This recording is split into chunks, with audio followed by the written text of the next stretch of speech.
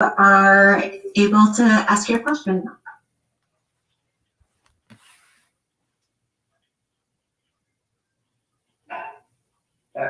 What's the question? I didn't hear a question.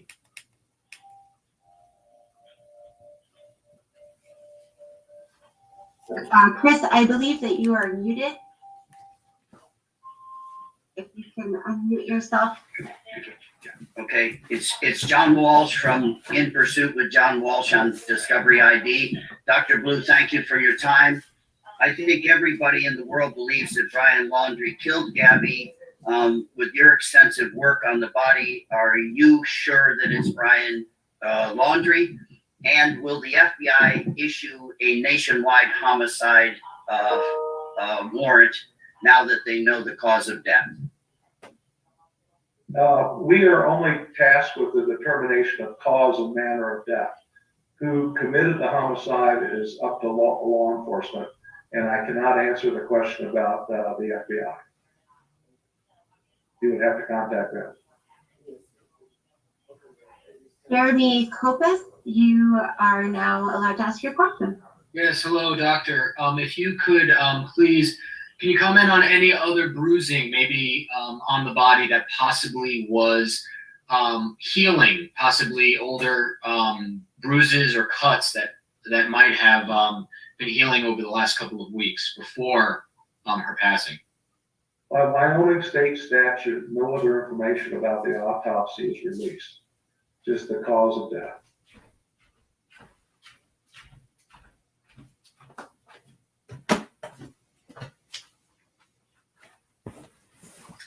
Hi there, this is Heather Lee, a reporter at ABC Action News in Tampa, Florida. I just wanted to know if you could explain why it took about a month for this process to finish. I think a lot of people were hoping that they would learn this information sooner. So I just think if you could just explain the process and why it took a month. Well, the main reason was that we were very exacting in our examination and the detail by which that examination was done. We were waiting for various specialists to come in and help us with this investigation. We were waiting on toxicology to be returned, and it was just a matter of making sure we had everything right.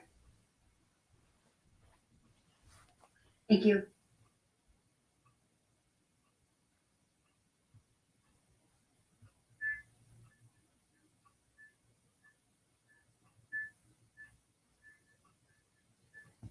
Is there another question?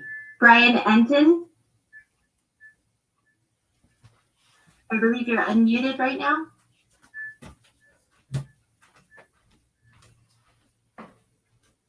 Okay. Steve Fabian. Yes, hi doctor, how are you? I am curious if any DNA samples were taken from Gabby's remains, and also if the body was intact, are you able to tell us the condition of Gabby's remains? I can tell you the DNA samples were taken by law enforcement, and all I can tell you about her remains is that the body was outside for 3 to 4 weeks.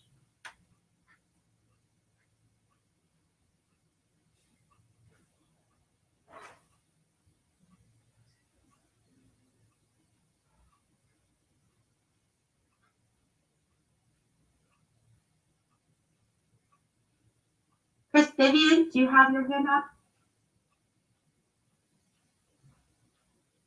Was that a question? I didn't hear the question there.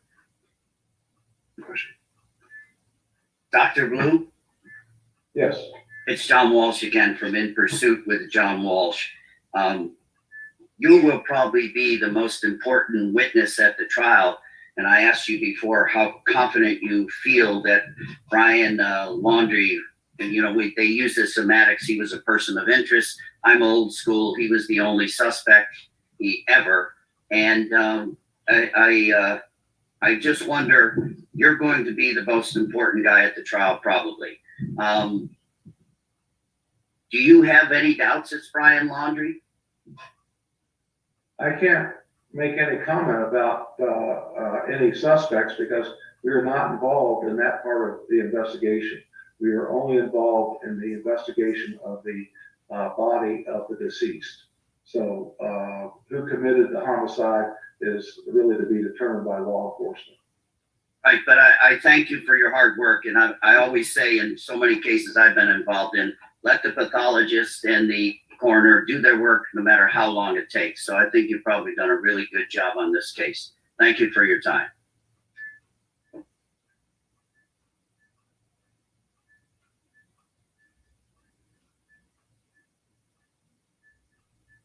Hey there, doctor. This is Rochelle Aline with ABC Action News in Tampa. Just a quick question. Can you kind of walk us through the process to how you arrived at this specific manner of death?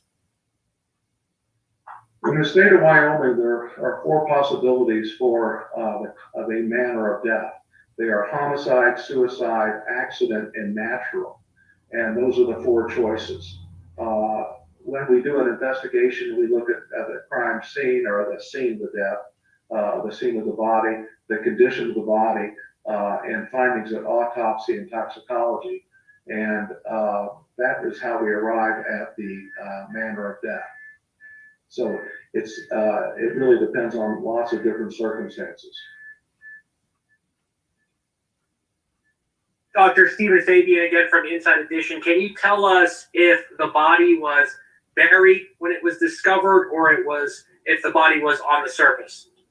I can't tell you that. That's would be something you'd have to ask the FBI, because we're not allowed to release that information.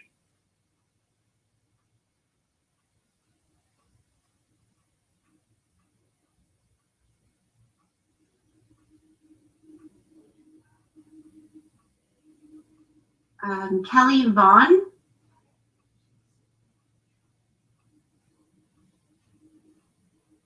Do you have a question, Kelly Vaughn?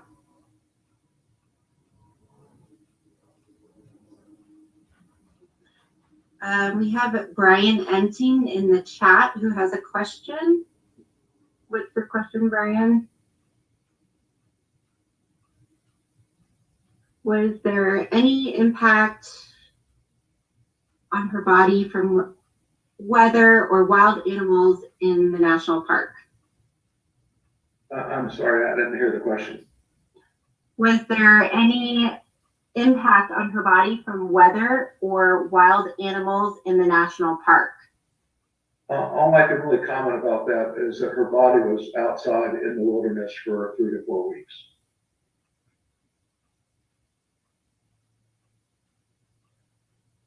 KSL assignment, you were unmuted.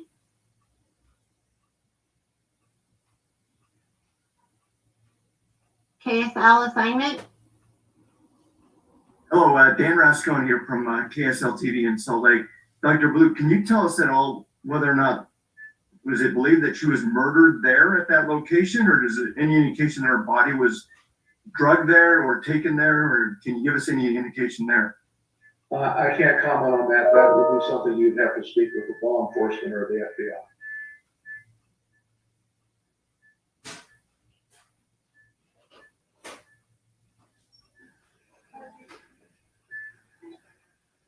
Matthew Sella. Matthew Sella, do you have a question? Hey, Dr. Blue. It's actually Jimmy from dailymail.com in New York here. What were the results of the toxicology report? And is there any suggestion that Gabby had any drugs in her system? And if so, what were they? The results of the toxicology are not public knowledge by Wyoming Commission, so I can't comment about that. Thank you. We have a question from the chat. Was Gabby Petito pregnant? She was not pregnant.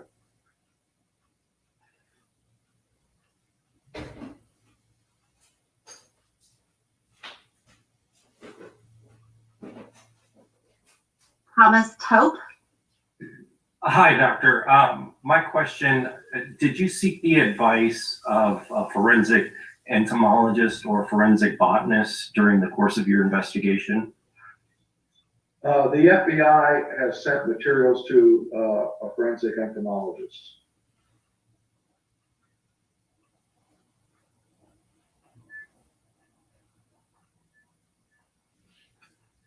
WPBF 25 New.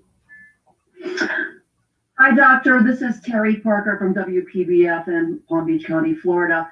I'm wondering if you said you were very thorough in this autopsy and examination. Could you give us an example of the type of test and analysis that you performed?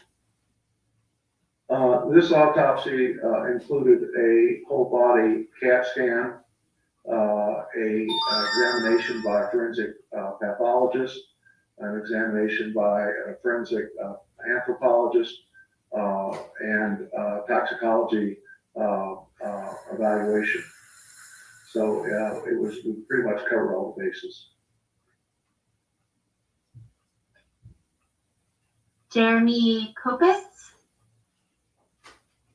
Yes, doctor, thanks for taking the question again. You mentioned that strangulation is the cause of death. Can you talk about how you came to that conclusion? I cannot. That is part of the autopsy findings and is not discoverable by Wyoming statute. Was there any other cause of death that was a possibility in this case? Well, we look at all causes, all possibilities when we try to determine cause of death, but this is the cause of death that we determined. I had a question from chat. It is, was the manner of death obvious? Strangulation marks, bones, injured neck. Well, nothing is obvious in a situation like this, so a detailed analysis was used both to determine manner and cause of death. I can't go into details on how we made those decisions. Kristen Thorne. Hello, everybody. Thanks for joining me. Yes, hi, Dr. Kristen Thorne with WABC in New York. Could you just please repeat about how long you believe the body was out there? Unfortunately, the last time you spoke, we just didn't get a good film shot of you saying that. Would you mind repeating that? Our initial determination is the body was in the wilderness for 3 to 4 weeks. Thank you.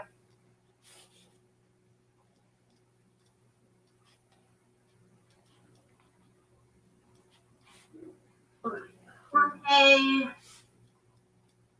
Fitzgibbon.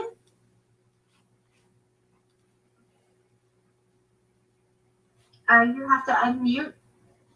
I believe you're still muted. Sorry about that. Good afternoon, Dr. Blue. Relating back to the date of death, is there a date listed on the death certificate? The death certificate has not been completed at this time, and the death certificates of the state of Wyoming allow for approximate dates and variability in those dates. So I doubt, well, there will not be an exact date of death on the death certificate. Eileen with News 12. Hi, doctor. This is Eileen LaPalmer from News 12. We sort of asked it a little bit, but is there a way that you can explain how you know that it was strangulation? Sometimes I know that a hyoid bone could be missing. Is that something that you discovered in this case? I can't comment on that because it would be a finding of the autopsy. And as I stated before, in the state of Wyoming, the autopsy results are not public knowledge. So then you can't clarify whether it was manual strangulation or with an item, correct? That's correct.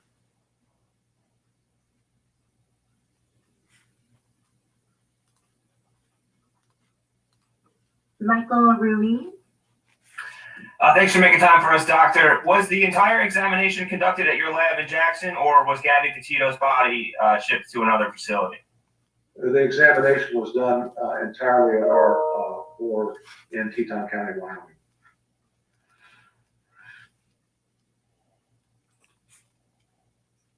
Anna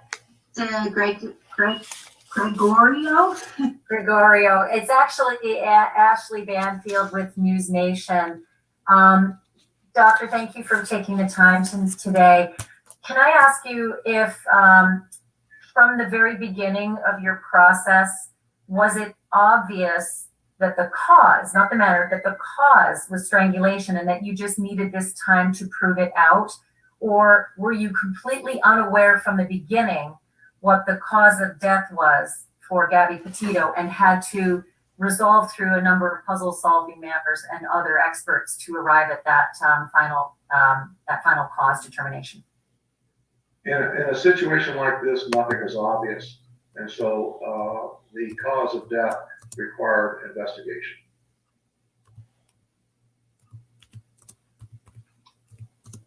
We have a William Walkie. Hey there, Dr. Blue. My name is Will. I'm from KHOL Jacksonville Community Radio here in Jackson. You're a small town coroner here in Western Wyoming.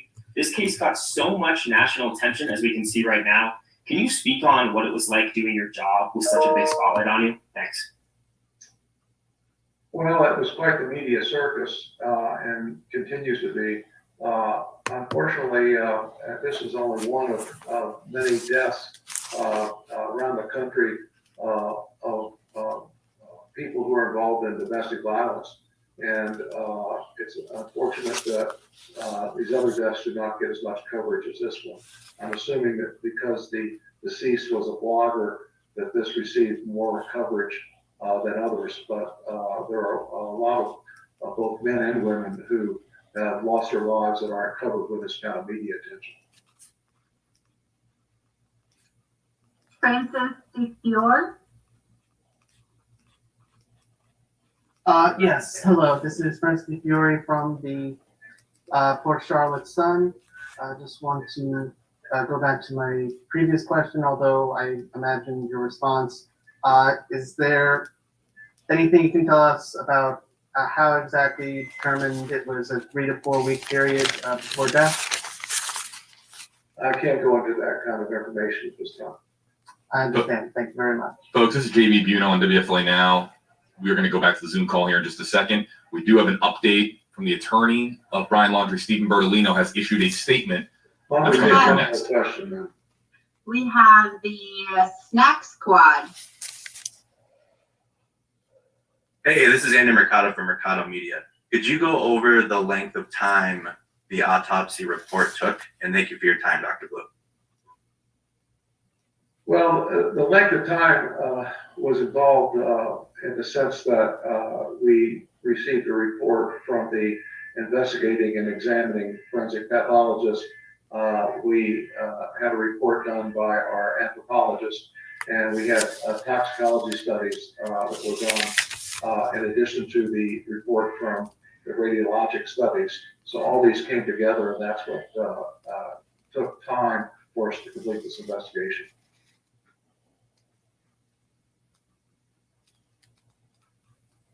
Hi, Doctor. Could you speak to the state of decomposition, and did that at all hinder your investigation?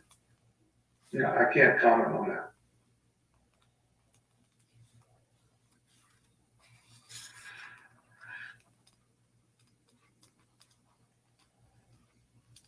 Dr. Blue, would you like to take any more questions? Unless there's other specific questions that haven't been answered already, why don't we close this? And thank you all very much for your participation. And I can tell you that I will not be answering any other detailed questions about the autopsy. As I said, state statute prevents us from doing that. So contacting me by email and phone, it's not going to reveal any additional information. But thank you for your time, and I appreciate your interest.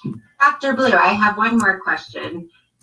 Is there a way to determine if this was accidental or deliberate? You mean in the sense of a homicide? That would be up to law enforcement to make that determination. Crazy. Thank you. Again, thank you all very much for your time.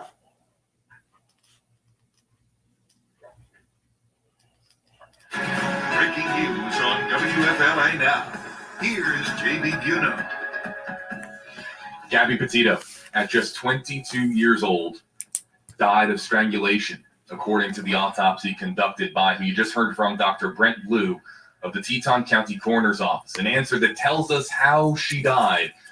But so many of you here in the comments asking, will there ever be justice for Gabby?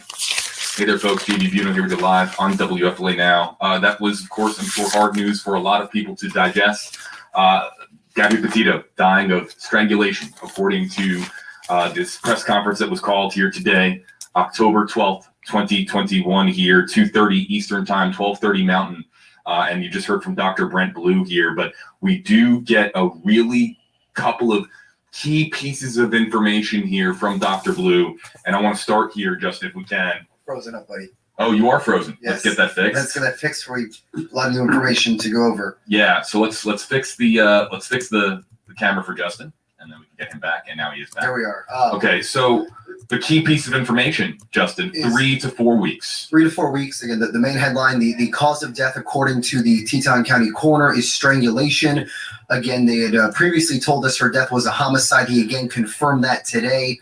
Again, the coroner says he believes her body was in the wilderness there for 3 to 4 weeks from the time it was found from before when she was killed.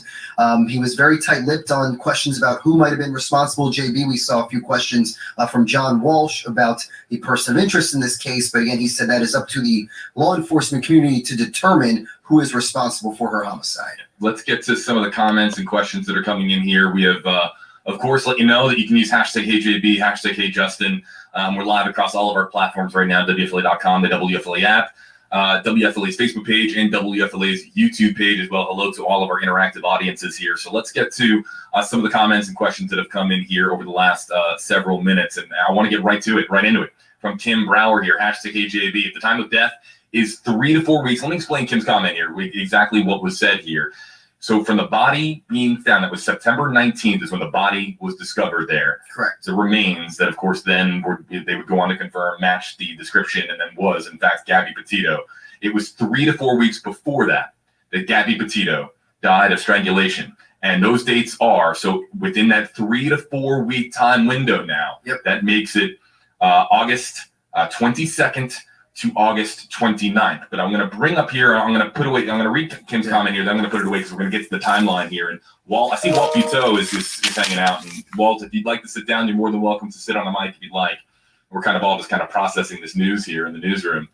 Kim Brower, hashtag HJB. If the time of death is 3 to 4 weeks, that means that he killed her right after being separated. Could this be why he came home for a week to get his exit prepared? And this is just one of the different types of comments that we're seeing out there. Kim, but let's put away your comment really quickly. Jump real quick on this? I think this more fits into that period of the 27th to the 30th, JB. Yep. That is when the FBI has put out a request for information from people who are in the Bridger Teton National Forest, Spread Creek dispersed camping area, the 27th to the 30th. So again, he has that 3 to 4 week window. I'm still honed in on those days, the 27th to the 30th. He was also asked about whether an actual date of death will be put on her death certificate. He said it might just be a date range. They might never know exactly the date it was, JB, but I'm honed in on about 3.5 weeks before the 19th would fall right in that 27th to the 29th of August. Those are the dates I'm most honed in on from this news conference. I agree. And I think we also have to focus on the 27th is the last day that somebody saw her. This 27th is the last day she texted her mother. And the doctor, the coroner also pointed out, under Wyoming law, he doesn't have to put a date on there. He can put a date range. And again, and by the way, 27th is also the day that the van was spotted by the video, the woman from Spring Hill, right? So the 27th, again, I agree with Justin. I think that period of time is still there. Obviously, it's possible they can go all the way back to that 4 week range, but I think they kind of do that out of precaution, right? I still think those 3 dates are key. I want to really quickly show our audience here a live picture from, we'll tap the touchscreen here. We'll go live to outside of the laundry home here. We're just keeping an eye here on the laundry home here to see if there's any neighbors that gather outside. This is now, of course, a story that has led to this day as far as the coroner releasing the cause of death for Gabrielle Petito, and it being that Gabby Petito died of strangulation. Jimmy, if I could just jump in one more Yeah. thing, because you did tease this. Our colleague Masa Saidi during that news that's right, conference, that's right, and I yeah. have it right here to read if you don't mind. If I can go ahead, JB. Absolutely. So as we take a look at the laundry home, reminder at this point, the only crime that Brian Laundrie has been charged with is debit card fraud. This is the news statement just into the newsroom, courtesy of our colleague investigator Masa Saidi. It says, quote, from Stephen Bertolino, Gabby Petito's death at such a young age is a tragedy. While Brian Laundrie is currently charged with the unauthorized use of a debit card belonging to Gabby, Brian is only considered a person of interest in relation to Gabby Petito's demise. At this time, Brian is still missing. When he is located, we will address the pending fraud charges against him, end quote. That is the news statement, courtesy of Masa Saidi from Stephen Bertolino. What jumped out to me, JB, is that this statement acknowledges that he is accused of fraud using Gabby's card, which the charging document did not say. That's right. The family attorney on Dr. Phil did say they believed it was her card. Here is the attorney for the Laundrie family acknowledging that he is charged with unauthorized access to her bank account, which I think is significant. I'm sure that it's just small compared to the looming charge that could be out there, provided that, of course, if he is named a suspect, that charge, of course, being, would that charge be murder? Debit card, that charge of use of unauthorized access devices of an amount aggregated to more than $1,000. It's probably really small time compared to, of course, what could be around the corner here. But again, we got to stay rooted in reality because listen, Steve Bertolino is 100% right. I know that there's a lot of comments here flying up and down our screens here from YouTube and on Facebook right now. As frustrating as it might be for some of our audience joining us here live right now, Brian Laundrie is still just a person of interest. But he's wanted for this federal charge, and that obviously changed his status from just a missing person to a wanted fugitive, and that was a significant, another one of the twists, JB, in this whole case. Another headline, a rumor we can say is now put to rest, is the coroner did say she was not pregnant. That's been a lot of speculation. There was another hard no when that was asked, so I wanted to mention that to any of our viewers just joining us. There have been speculations, analyzing photos near the white van, but the coroner came out and said definitively Miss Petito was not pregnant at the time of her death. We have a ton of #HJB, #HJust. You can also now use, of course, #HWalt for 8 on your side. Senior investigator Walt Petito joining us here in our stream center. And let's get to Debbie Solis's comment, because Justin, you shouted this out to the newsroom as soon as we heard this. Debbie, #HJB, #HJust. Did Dr. Blue? He made the statement regarding domestic abuse. Did he slip up there in that moment? I think he might have. Again, John Walsh asked the question on everybody's mind, could a certain person of interest have done this? He said, that is not my job. That is the role of the FBI and law enforcement. But when asked about all the attention this case has received, he did make note of there are a lot of, sadly, other instances of domestic violence across the country. And the use of those two words, I did not expect to hear that, JB. For most of the press conference, he was very straightforward with the medical analysis, but he did make that comment. And as Debbie heard it, I shouted out here in the newsroom. I was surprised to hear that mentioned as well. But we do know, JB, as we've talked about the positives from this tragedy. Again, we don't know the answers here. We'll go what they say, that there has been a raising awareness. We know Gabby's father has talked about, if you're in a bad relationship, look to get out there. And hopefully this awful tragedy can lead to other positive change for people who are in bad relationships. I'm surprised by the domestic abuse comment there, Walt, given of course, the magnitude of the viewership, the amount of people that were watching. I think we had about 250,000 or so people watching just our stream. I can't imagine all the live streams across the internet, just how many people were watching that moment. So, Walt, I'm sure you were as surprised as any that was uttered. We heard Dr. Blue there saying repeatedly, I have to stay focused on what the results of the autopsy or what the body tells me. He can't even go into super specifics without compromising, of course, the federal investigation. So for him to say that there, that's a curious moment, of course, here in the Dr. Blue also reflected on, after a question by, it seemed like I think it was a Jackson, Wyoming reporter, about, I think he called him, whether it's true or not, a small town coroner. I mean, never has he faced that much media, nor will he probably ever again. So did he slip up? Perhaps. He could have got caught up in the moment that many people actually, for many days, have insisted this must be a case of domestic abuse. That's why it's getting so much attention, right? We saw domestic abuse in this case involving Gabby Petito. To hint that the end of her life involved domestic abuse, obviously a potential slip up, but again, it's a puzzle that's being put together. And to Justin's point about the about now knowing it's Gabby Petito's credit card because the attorney said that, that is something that that's something that many people have reached out to me, that I kept saying we didn't know it was Gabby Petito's credit card because we didn't. The document didn't say it. You know, her family parents attorney did, but told they didn't say Dr. it to Phil. me. Yeah. They didn't say it to me. Yep. Now we have the attorney saying it. So again, it's pieces to the puzzle. The direct quote, we can go back, listen to the tape, was that Dr. Blue said this is one of many deaths involved in domestic violence. Those are the words I jotted down here as he said that. So we'll go back, listen to the tape. And again, it was a surprising moment given how tight-lipped he was about a lot of the questions. In the Mr. Bertolino's going to get a lot of questions about that statement, obviously. Yeah, and this was Dr. Blue. The one I know, but Mr. Bertolino's going to get questions about that statement, right? Yeah. Let me pass along here one more time. I want to read Stephen Bertolino's statement one more time because people are still asking for it. One more time. This is Stephen Bertolino, Brian Laundrie's attorney now, responding here during the press conference. Now, not even waiting for the press conference to be over, responding during the press conference. And it reads as follows: Gabby Petito's death at such a young age is a tragedy. While Brian Laundrie is currently charged with the unauthorized use of a debit card belonging to Gabby, Brian is only considered a person of interest in relation to Gabby Petito's demise. At this time, Brian is still missing, and when he is located, we will address the pending fraud charge against him. In the words of the Petito family attorney, he is, quote, hiding, not missing. That is what Mr. Stafford has said on the record since he was reported missing. Really quick, because we're about to lose this shot here. Just one more quick look here from outside of the home here. Very quiet outside of the laundry home. So people were asking, what is it like outside the home right now? Nothing to report as far as any activity there at the laundry home. Back with you here live on WFLA Now. Let's bring Walt back in here. JB Buno, Justin Schecker, 8 on your side, senior investigator Walt Buteau joining us here, everybody. You can use any of the hashtags here on your screen, and we can feature your comments here live on WFLA Now. But I really want to get now into the timeline and asking and taking some of the questions like these, and you can use these hashtags, everybody. We can animate your comments on screen if you do so. Angel Morgan, hashtag HJB. If you came back to Florida on August 17th to clean out a storage room, has anyone checked on the storage room? He strangled her, and probably out of anger. Again, this is just one of the comments here from our audience here. And then also to Maggie Joanna, hashtag HJB. Hi, I had a question. When was the last text message to her mom regarding Stan? So let's get into this. We're going to scroll here. We're going to scroll here together on our screen. That's the one that she called odd. She said it was odd because she didn't call her grandfather Stan. Yep.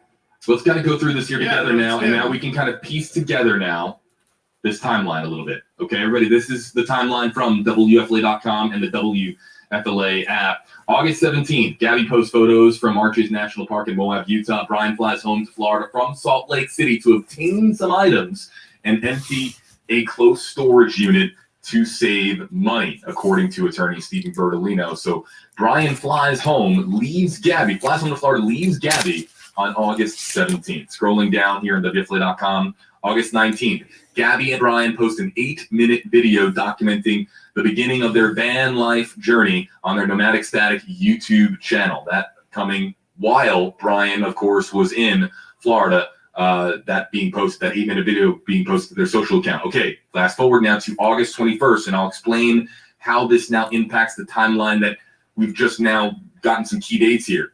Gabby's father, Joe Petito, last speaks with his daughter in a FaceTime call on August 21st. He helps her order a pizza in Salt Lake City and talks to her about the trip so far. He later says that he notices no red flags during this conversation here on August 21st. Now, there should be now a new, and we'll add this, or we'll try to add this here. The 22nd now would be 4 weeks. Thank you, Justin. Would be 4 weeks before her body is found in the wilderness. Which would be now, according to, and we don't know if how precise that timeline is, but according to Dr. Brent Blue, 3 to 4 weeks before the body was found is when she died of strangulation, which means that the most early date would be August 22nd. Yeah. However, Brian flies back to Salt Lake City to rejoin Gabby on the 23rd, and on the 25th now, on August 25th, now 3 days after that 4-week point here in the timeline, Gabby's mother, Nicole Smith, last speaks with her daughter on the phone while Gabby was near Grand Teton National Park in Wyoming. So based on this timeline and based on what we have as far as the events here, couldn't have died August 22nd, 23rd, or 24th, based on this phone call that Nicole says that she got from Gabby on the 25th. Yeah, I'm still honed in on the 27th to the 30th. Those are the days. And that's what we're getting. Keep scrolling down. Yeah, we'll keep scrolling down here. Now down to August 27th. This is where, okay, back to the commenter here, Maggie Joanna here, #KJB. I had a question. When was the last text message to her mom regarding Stan? So Gabby asking you shall receive. Gabby's mother receives an odd text on August 27th that leaves her a little worried that something is wrong, according to the search warrant. Gabby and Brian visit a restaurant in Wyoming. Staff members and other diners later recall an unspecified incident with the couple. The restaurant did put that out on their Instagram page, saying that they had contacted the authorities about whatever they observed that day. There was another blogger from New Orleans who saw on that Instagram, says she saw the couple at the restaurant, and that Brian got angry with a waitress that they left. So again, that's 27th, but I guess, was it really Gabby? We don't know, but it seems like they fit the description. And again, the 27th, we think later in the afternoon is when the red, vloggers, white, and Bethune bloggers on their GoPro, they spotted the white van in an area that tipped off investigators the to next where day they found her body. where the body they was wouldn't, they wouldn't specifically confirm that to us as they went But into it was- question, it but it gave was them in a that starting window, point. that they Yeah. were able to narrow down where she could be. August 30th, Gabby's mother receives a final text from Gabby, but does not confirm over the phone that it was her. And then, of course, August 30th to September 1st, Brian Laundrie uses a Capital One bank debit card and personal ID number for And we two can bank add that, accounts. citing the attorney, it's her card. It is Gabby's card. And that from the news release, not the court document, but the FBI news release from the news release said the crime happened following the death of Gabby Petito. And so we now, again, can at least believe, again, allegedly, because this is science, it's not exact, but the charge would say that she was dead sometime on the 30th, and then before that. 30th, So again, the 27th to the 30th looms large in the end of this girl's life. It does. These final days here of August, the timeline has been condensed after, of course, being dissected and being, of course, so many points being added on the timeline. Yeah, and it's really, really become more concise here. And we now have a better idea as to when Gabby Petito lost her life. And again, for those of you just joining us, it was of strangulation, according to the coroner. And with that we now also know, and we don't know, but it would be interesting to get a legal expert on here because strangulation is going to be we're not talking if it's proven in court.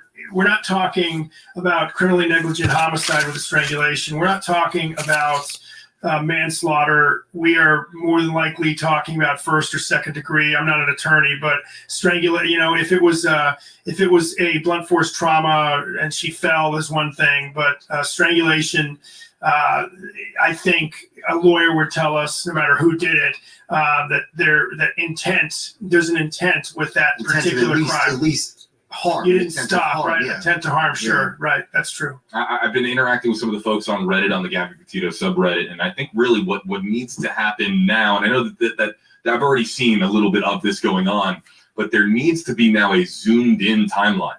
We have, of course, a very broad timeline. I mean, this timeline here, for example, on WFLA.com goes all the way back to July 2nd when they left. Yeah. But what there needs to be now is a super hyper-specific timeline for those days, for really August. The last week of August. Really, the last week of August. From when he 25th to the 30th. Yeah.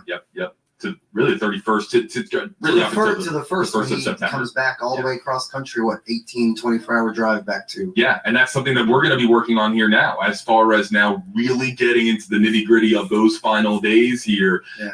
And because now we have it confirmed here from a credible law enforcement or credible, of course, agency here, as far as the coroner's office here, we can really now get super hyper specific as to the timeline on those various days. Let's get to this question for you, Walt, and it comes from Lori Ann, #Hey Walt. Could the parents be charged for hindering the investigation? So, there's federal charges, there are state charges. Hindering the investigation, I believe, yes, in both cases. But that would involve getting in the way of the investigation, hiding this or hiding that. Accessory after the fact in Florida and federally, first and second degree.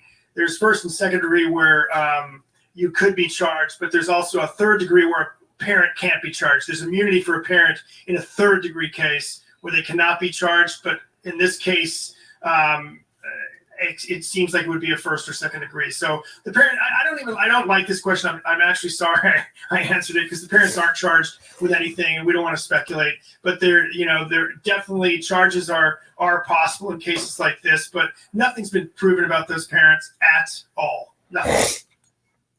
Again, JD Buno, Walt Buteau, Justin Checker here, everybody, getting to some of the other comments and questions that have come in here. And how about Maddie Goddard, #AJB, #Justin.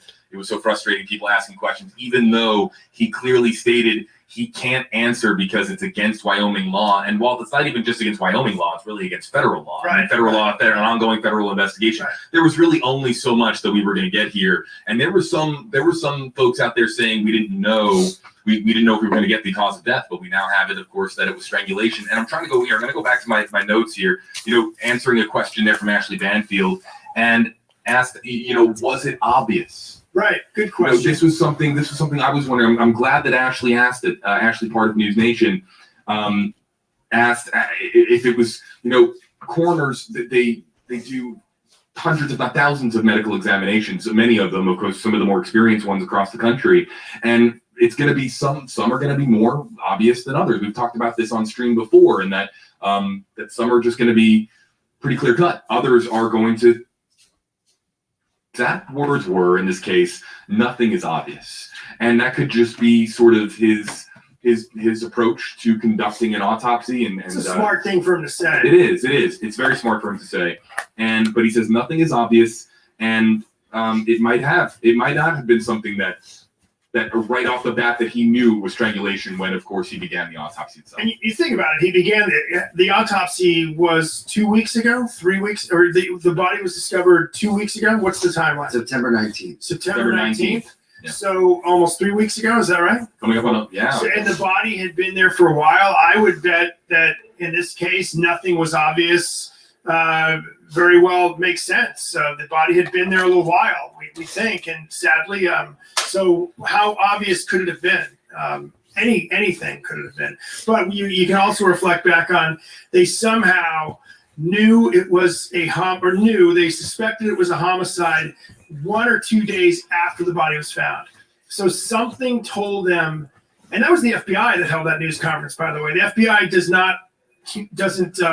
doesn't say things that they're not sure of. Obviously, law enforcement tends to not do that, but especially the FBI. And for them to say that 1 or 2 days after, something must have been apparent, if not obvious, that led them to believe it was a homicide. Getting to some other questions and comments that are coming in here, and I'm just reading through some of them. You can use #KJB, folks. File them in, #KJustin, #HeyWalt. Let's just. I would just like to just kind of address just something that I was thinking about. I'm sure a lot of were thinking about. That this is to strangle somebody, to strangle the life out of another human being. And if anybody follows any true crime, documentaries, anything like that, that to strangle somebody is first of all, it's just a god awful way to go. It's just so terrible. It's just absolutely so terrible. And I have heard experts say that it is an extremely, there's no good way to die. But it's an extremely personal, method. I was going to say the same thing. I've heard that. Somebody. Right, I've heard that from investigators. To literally choke the life out of somebody. It's horrifying. And we don't know whether or not, when it comes to strangulation here, whether or not a fight occurred and things just got carried away. We don't know if there was an intent for this person to literally choke the life out of her and end her life, or it was a fight or it was just some kind of a struggle, an altercation that got out of hand, and it happened, and it wasn't intended. It was just an altercation that got out of hand. But it's just such a personal and means to kill another human being. The intent factor, though, is the intent factor has extra dose of resonance here just because of that particular cause. And one thing the coroner would not say is whether or not the body was dragged or buried anywhere, as to where they found it, if that's where the actual strangulation occurred. He declined to answer that, saying that would be part of the police investigation. So we don't know if that was the place where the strangulation happened. And I just want to one more time here, just kind of explain what I meant by that. No, I know you. And for our audience, I know that you guys Yes. know, but I want to explain what I meant by that comment. You kill somebody with a gunshot to the head, let's just say, that manner of homicide, that manner of murder. That is one moment where you pull a trigger, and then if it's a fatal blow with the firearm, that's that. It's you can't really go back in time. It's over with. Now, you can't go back in time with any meat, but what I was getting at is that when the means of strangulation, killing somebody via strangulation, you're doing it, it's not instantaneous. You're doing it over a period of time. Yeah. And you have time, even though you're probably, that person, the suspect, the killer in this case, is in tremendous emotional distress. As of course the person is the victim in the case is in tremendous emotional, physical, all kinds of distress. I mean, they're having literally the life choked out of them. Hello, everybody. Thanks for joining me. While the suspect is doing this, to stop. To stop and process.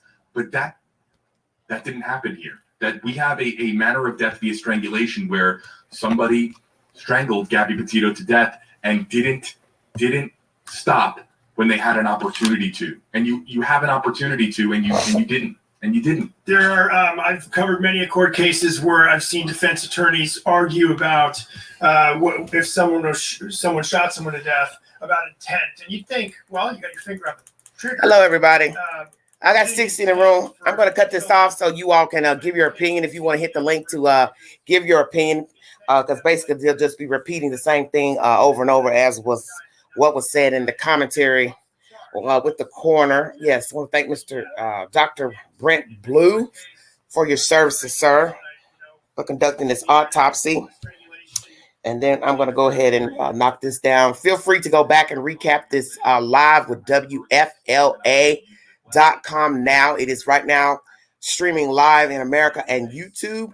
If you want to get everything from the beginning, I was probably a couple of minutes late coming into the autopsy where he just originally said she died of strangulation. But that is the said information coming from the Teton County, Wyoming coroner's office. Dr. Brent Blue conducted the autopsy of Gabby Petito. He deemed her manner of death strangulation.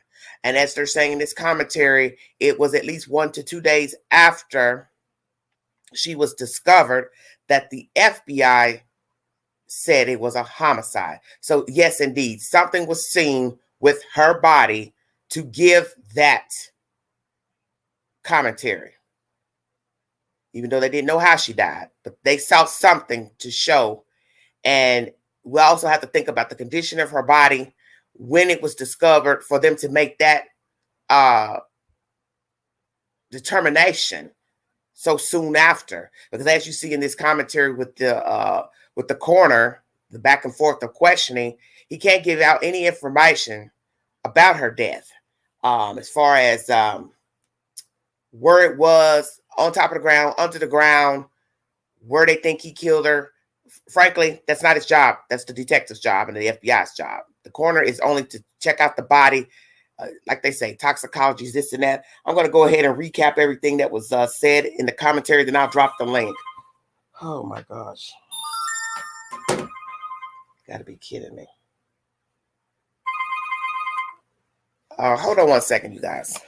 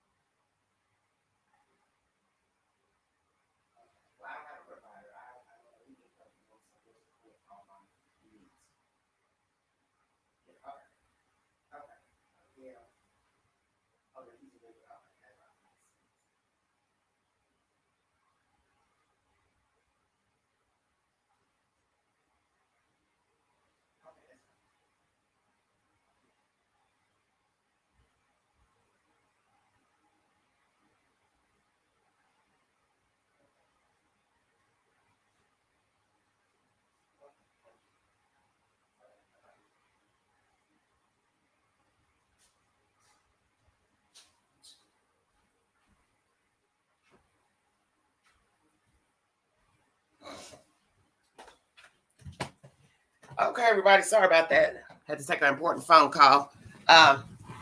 Mercy. Let me get it situated. Thank you so much for waiting.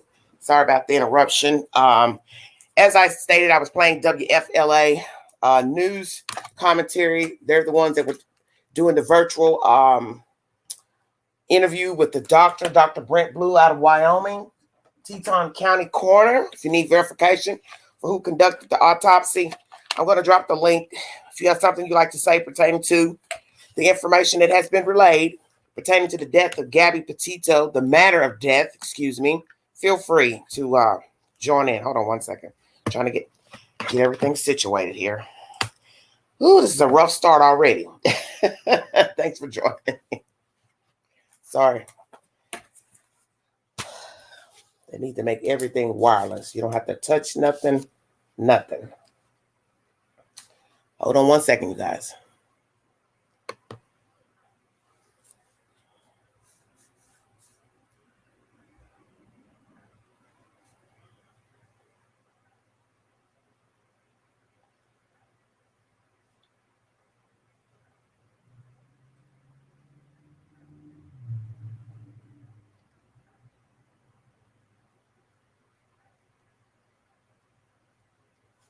All righty.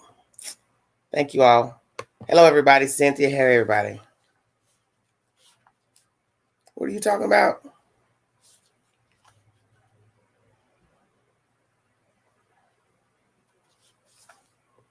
Honey, I'm trying to get it together, child. Give me strength. Queen is working it. She's working it. I'm just a little slow rolling today. I'm kind of tired. So I just don't get enough sleep. I stay up too late, which that's my problem. I swear it's not enough hours in the day to do anything. Thank you all for joining me. The news has been relayed by the coroner.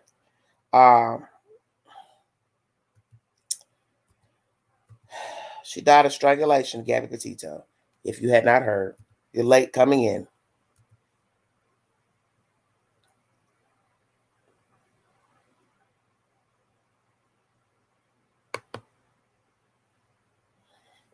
I'm going to go ahead and rehash some of the information.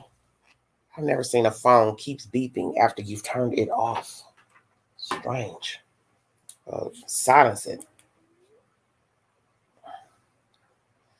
Okay.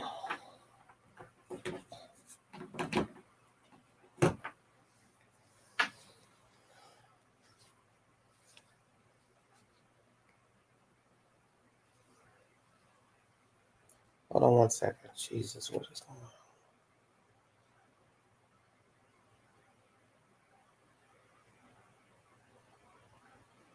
And I just got a notification of the report that the sister filed as well, but I want to talk about Gabby today. I want to keep talking about other people. Uh-oh. Look like one of my other cases is coming up. Hold on one second.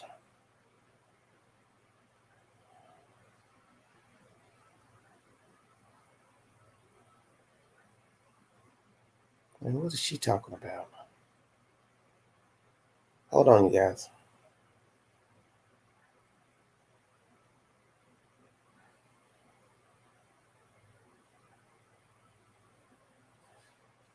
Oh, it's too much going on. I can't even get my bearings.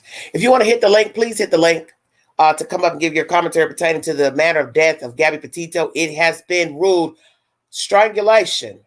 I'm going to recap what was said to the best of my ability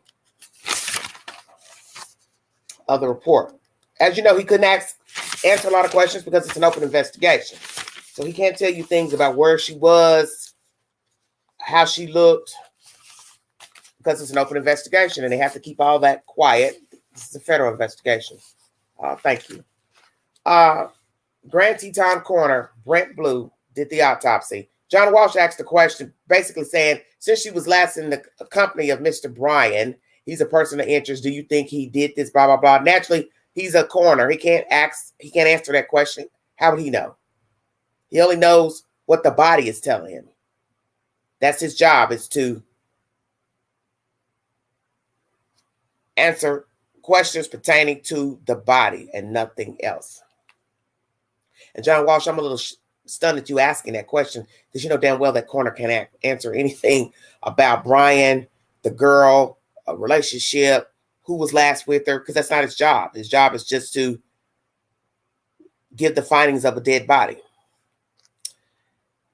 The body was out in the elements for 3 to 4 weeks. She was not pregnant. So for those passing that rumor, you were foul and wrong to say that about her. This is why I kept trying to tell everybody. You can't listen to stuff that people are saying out here in social media. People are just making up stuff. Every case is the same. I have noticed this with California City, Summer Wells, Cupcake. This case, they're all the same. Every case is the same. People start talking, bumping their gums. They start making up stuff. They pass it along on social media. And then people who are vulnerable, they believe that stuff. They're gullible. They believe it. And that's the thing people don't seem to understand. How can somebody tell you something about anything pertaining to the death of a human when that information is not even released? And as it was said in this commentary, the state of Wyoming does not reveal autopsy reports. They don't tell you anything. It's a state law. So nobody can tell you anything. So how can a random person tell you something? Hello, Joe. The death certificate is not complete, so we don't have a time yet. And as the coroner said, he does not have to give a time for the death of Gabby Petito or anybody else. He cannot give information on how he came to determine that she was strangled, because that was a question by someone. He said there are 4 ways of death in the state of Wyoming: suicide, homicide, accident, or natural. He could not answer how she died by strangulation, be it by hand or by object used by hands. That was also asked.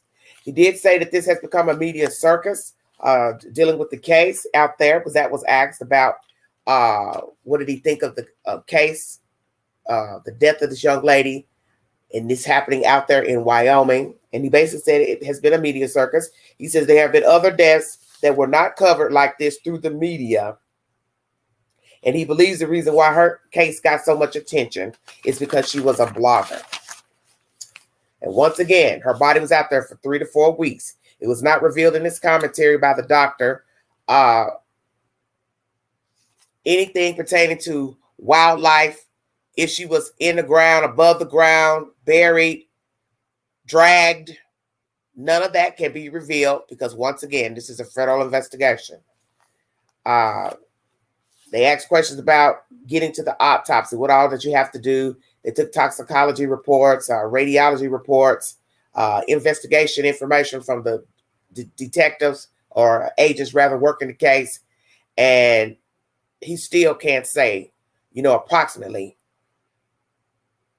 certain things about how he got to that point of the autopsy of the manner of death, which is strangulation. And once again, the autopsy report cannot be available in the state of Wyoming. It is a Wyoming law. Naturally, the doctor was ready to go, and he didn't have to wait for nobody to tell him it was over. He let you know it was over because he was tired of answering the same questions, because he can't answer anything. Basically, all he could tell you is that she died of strangulation. So really it was a one-question interview, to tell you the truth. Because naturally everyone is curious to this, and this. But see, the things that are pertaining to the death itself is not the coroner's job, because he has only one job. That is, once again, to study the body. That's it. His job is not to tell you nothing about where she stood, sat, who she talked to. That's the investigator's job. That's their job.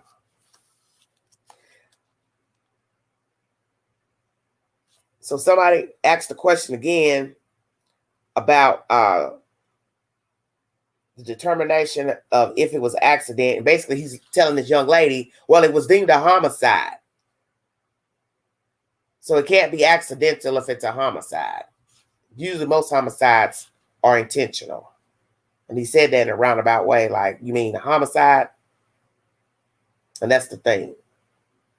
He's basically saying it'd be law enforcement's job to decide if it was a accident or not with their investigation.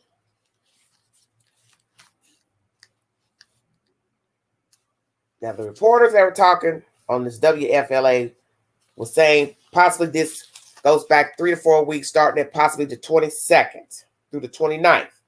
But we know that she talked to her mom on the 25th. There were no posts after the 25th, allegedly. But then she was seen at the restaurant on the 27th with Brian. And that's when you hear of this ranting and raving between Brian and whomever at the restaurant. Then we have between the 27th and the 30th that possibly she died because he used her card on the 30th. And as they state, they don't have to give a date, a time, of death on the death certificate. Everything is corresponding with the sighting of her on the 27th. So I don't think we'll go back through the 22nd, because if she talked to her mom on the 25th, naturally the mother probably kept records of their conversation, because a lot of people do not delete their text messages and their messenger. I know a lot of people don't. They've got 50,000 messages stored that they never erase. I personally, I don't keep messages. I don't have any reason to, but some people do. So if we go with the 25th, last talking to the mother, 27th, the van was spotted on the side of the road. That has a date on it because they had the GoPro camera, the people who were riding along, the family.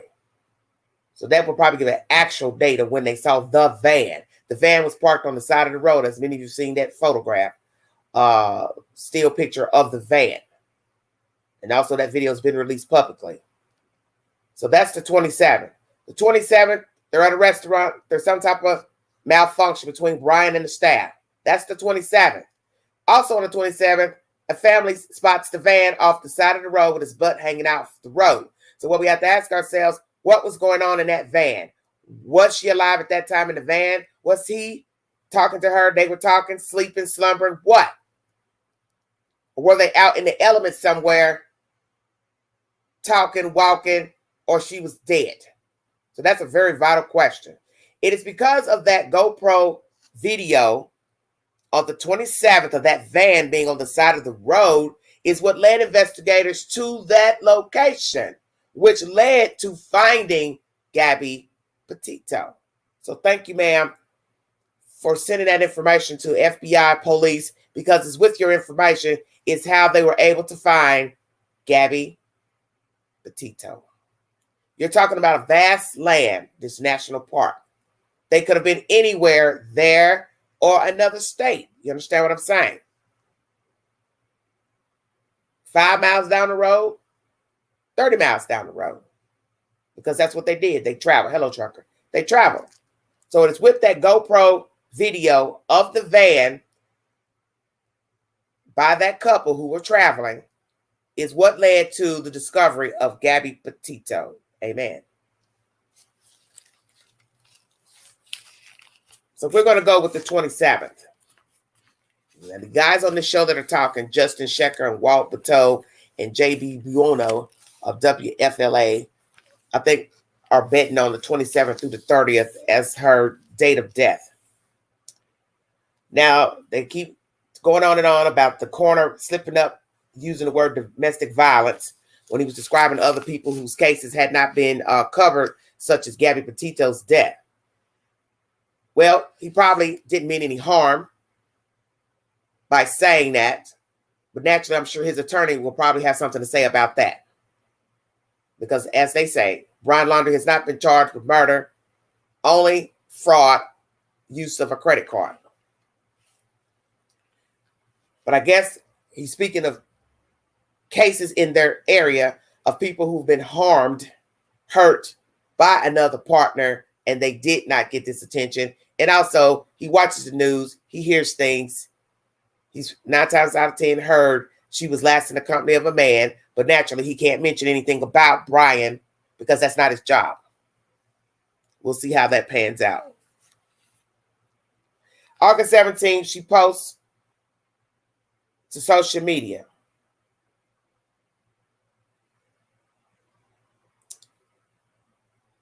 August 19th, they're both posting. He's back in Florida, the 19th. So where was she on August 17th? By herself, doing what exactly? She felt secure enough to be by herself, posting about her trip without Brian Laundrie.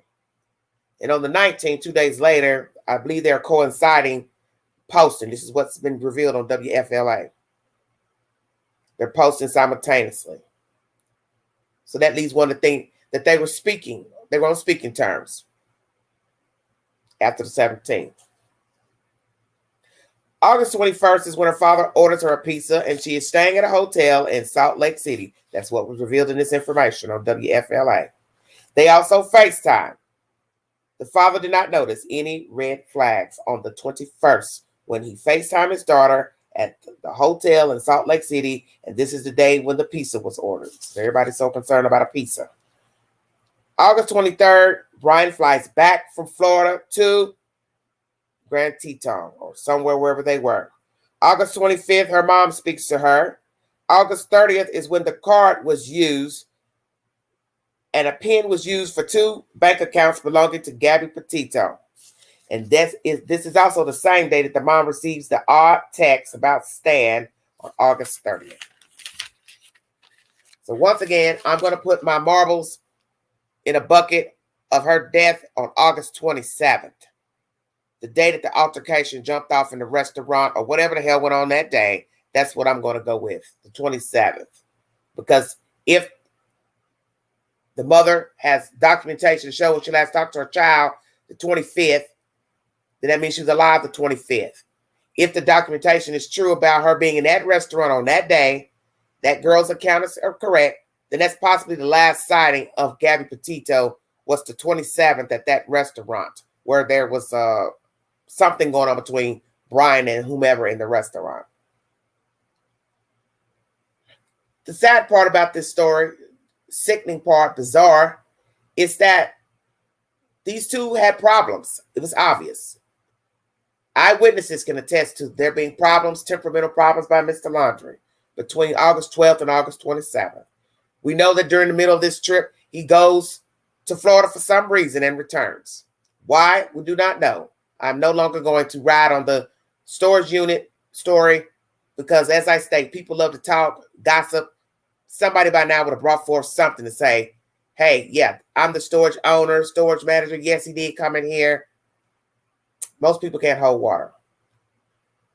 He leaves her out there after murdering her, a deliberate murder, strangulation, leaves her outside because that's where they found her. And it's deliberate.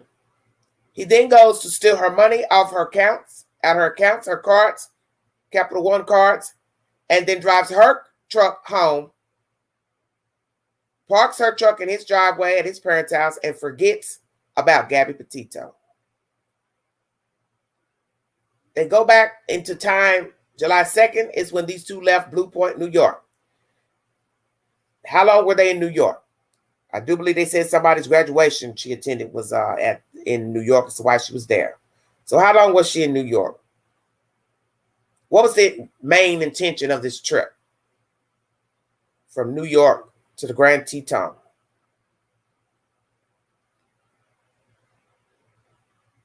As far as the parents hindering the investigation and the charges, Florida has a law that it's a third degree of after the fact. They cannot be charged if it's a third degree offense.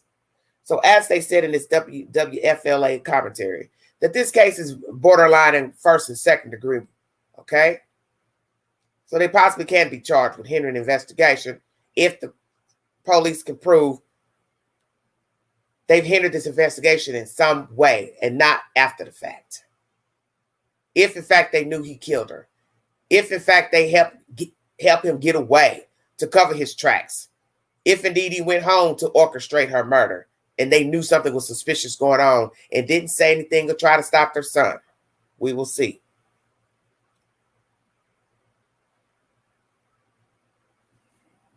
Strangulation is personal.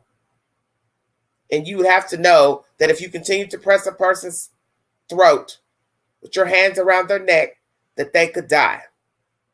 And if they didn't die, they could lose oxygen to the brain and be brain dead. And also be in a coma. You know this while you're strangling them. The repercussions of strangling them. So as I say, strangling is personal. And what he did to her was personal. And he knew the repercussions. And 9 times out of 10, Brian Laundrie strangled Gabby Petito to kill her. You can weigh it however you choose.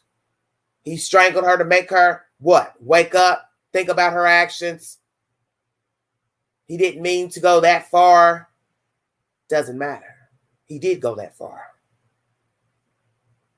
And if he's been abusing her, as most of us suspected, it was inevitable that he would do something to her. Either beat her to death, strangle her to death, shoot her, stab her. It's all the same to me. It's intentional. Because instead of you slapping somebody, cussing and fussing at somebody, beating them up, strangling them, you could have easily just walked away when you realized the relationship was not working. And the same for Miss Petito. But they chose not to. This is Everyday Shenanigans. Thanks for joining me. Hit the link if you want to give your opinion pertaining to the information that has been revealed by the coroner's office and the time and dates that WFLA has brought forward pertaining to the last days of Miss Petito's life. And right now there are 3 guys on the channel talking, and they're showing the video feed of Miss Petito sitting in the car. And she's sitting there crying. It's just a sad, pathetic situation. A life gone for nothing.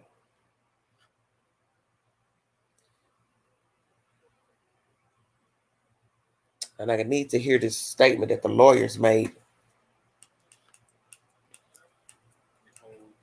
Gabby's mom just shooting me a text here, and again, the family letting me know that this was. I don't know about the phone, sweetheart. They may have. Advance notice that this was in fact a cause of death as determined by Dr. Rick Lou, the coroner there in Teton County, and the response here from Gabby's mom, from Nicole Schmidt, and she's responding here specifically. Thank you, Brian. To Stephen Bertolino, specifically to Stephen Bertolino, the attorney for Brian Laundrie here. It's just sad. I have this right. It is 6 words. And it reads as follows. His words are garbage. Keep talking. His words are garbage. Keep talking. Gotta see who's saying this. Say a lot as far as of the way a parent would feel at this point, right? Especially if they knew for a while.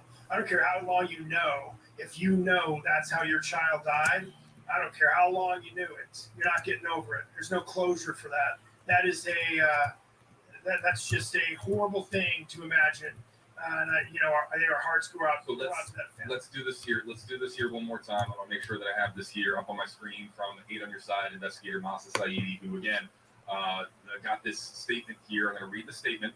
This is from Stephen Bertolino, Laundrie family attorney here, and it read as follows. It came in at 2:49 as we were continuing to listen in to the press conference there from Dr. Brent Blue of the Teton County Medical Examiner's Office. Gabby Petito's death at such a young age is a tragedy. While Brian Laundrie is currently charged with the unauthorized use of a debit card belonging to Gabby, Brian is only considered a person of interest in relation to Gabby Petito's demise. At this time, Brian is still missing, and when he is located, we will address the pending fraud charge against him. end quote here from Stephen Bertolino, and then to which, and I'll give you at around 3:34 Eastern time here, so less than an hour later, Nicole Schmidt, Gabby's mom, sending me, and I confirmed that I was able to pass this along to our viewers here, and she says, "You can quote me on this. His words are garbage. Keep talking." And the keep talking part about this is almost as if just keep talking.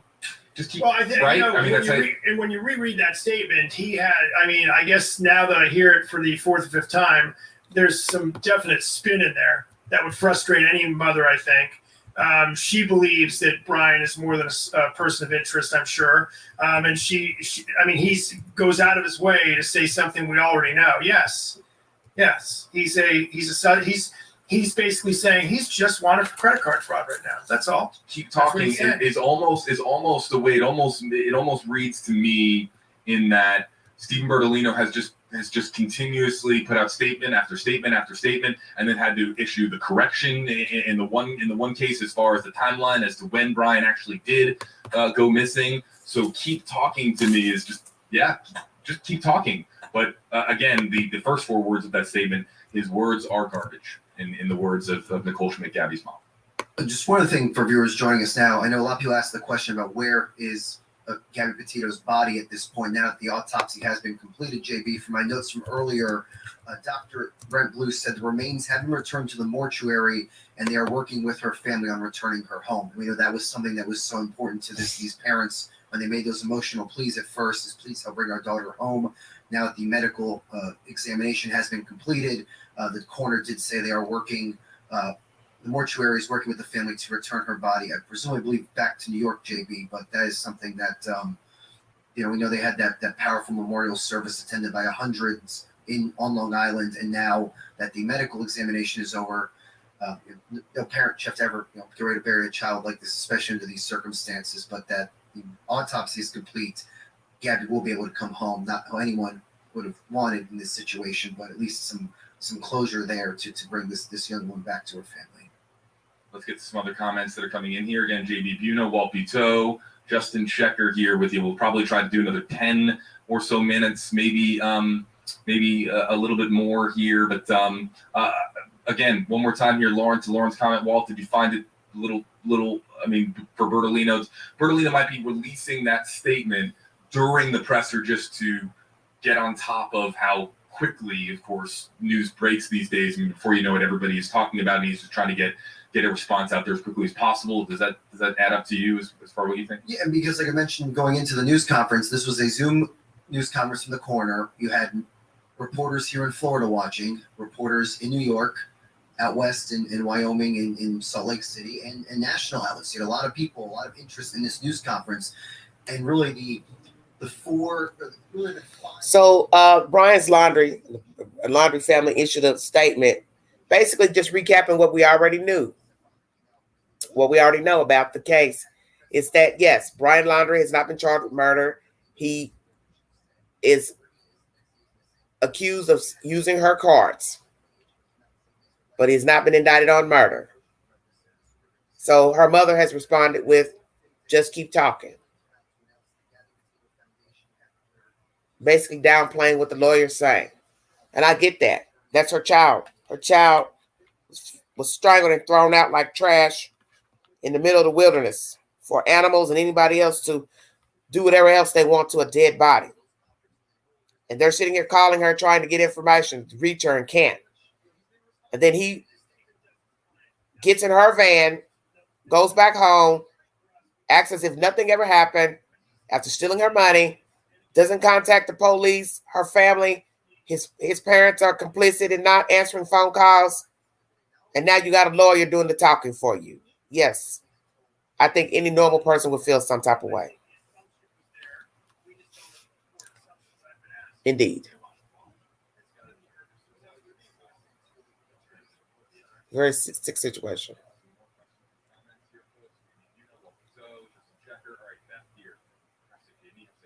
And yes, it's very rude for the lawyer to even give a statement considering what has happened with them bringing forth information of the autopsy The world just found out the woman was strangled, and you want to give a statement saying basically, yeah, this is a bad situation for the death of this young lady, but Brian's only been accused of stealing her money, not killing her. Wow. That's deep. That's damn deep.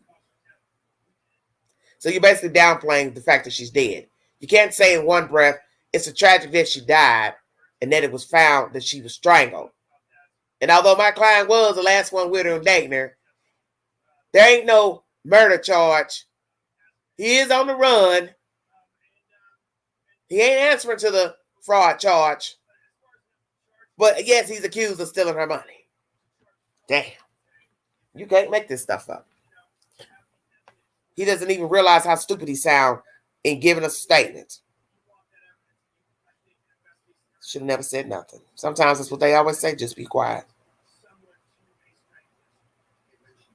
And I guess the next question most of you are wondering, will this charge bring forth an indictment of murder for Brian Laundrie? Well,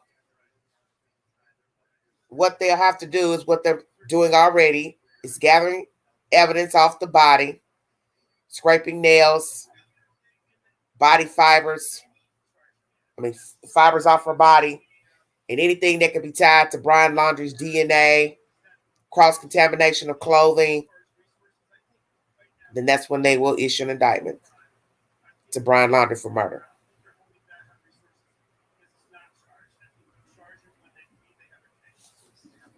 Well, he's lost all right. He's totally lost.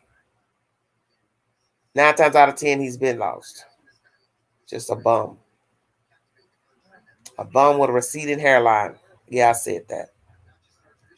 Hit the link if you would like to give your opinion pertaining to this new information of the manner of death of Gabby Petito. Thank you.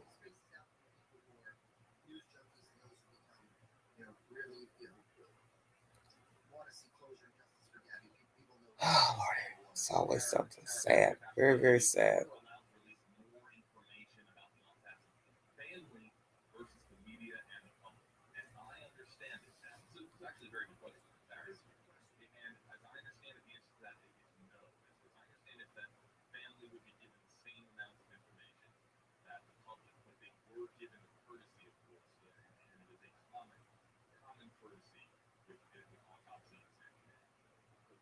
Well, that's sad information. I'll go ahead and check out of here. The manner of death, strangulation for Gabby Petito. I gave you a timeline that was given by WFLA pertaining to the weeks leading up to the finding of her body. The woman who gave up the information in the video, the GoPro camera, who spotted the van on the side of the road, that was on the 27th. So I'm going to bet my marbles that that was the day that she was murdered. If we'd have believed the timeline of the 27th of them seeing the van on the side of the road, people's personal account of them being in the said restaurant where Brian is arguing with the people in the restaurant, and also the 25th is the last time the mother spoke to her. That's a good time window after the 25th up until the 30th of a time of death for Gabby Petito. I'm going to go ahead and check out of here. That is the sad information. If you want to hear more commentary pertaining to this case, WFLA is live right now on YouTube and local stations.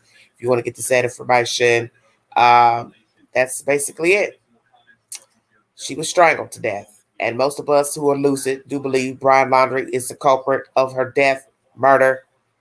The fact that he stole her money, went on the run, that tells you everything you need to know. Because like I said, that is the only charge he has at the moment, is the money. So why would you go on the run for stealing the money off the credit card? You could easily just take a plea, pay restitution to court costs and fines, and be done with it. And still keep your mouth closed. Because you're quiet, your parents are quiet. That's the sad information. You could be walking around here right now waiting to see if you're going to be indicted for murder. That's that. If you want to donate to the channel, $BeganG129 Cash App. I'm going to check out of here since nobody's wanting to engage in conversation, I will go ahead and check out of here and get my day on. But it is what it is. I do believe Brian Laundrie killed her. I believe he killed on the 27th. I don't think he hesitated. I think he was very angry at whatever transpired at that restaurant. And as someone said, it was a 31-minute drive, 30 miles or so from the location of the restaurant to where her body was found. And I think it got on and popping once they got in that van. And they probably were going toe-to-toe, pushing, shoving, cussing, and probably got out the van. I don't know if she was, what happened. But she was found outside. Now, did he kill her in the van? I don't know. Kill outside? Possibly. But we don't know because one's dead and one's not talking and one's not found. You're welcome, sweetheart. Thank you for joining me. This is Everyday Shenanigans.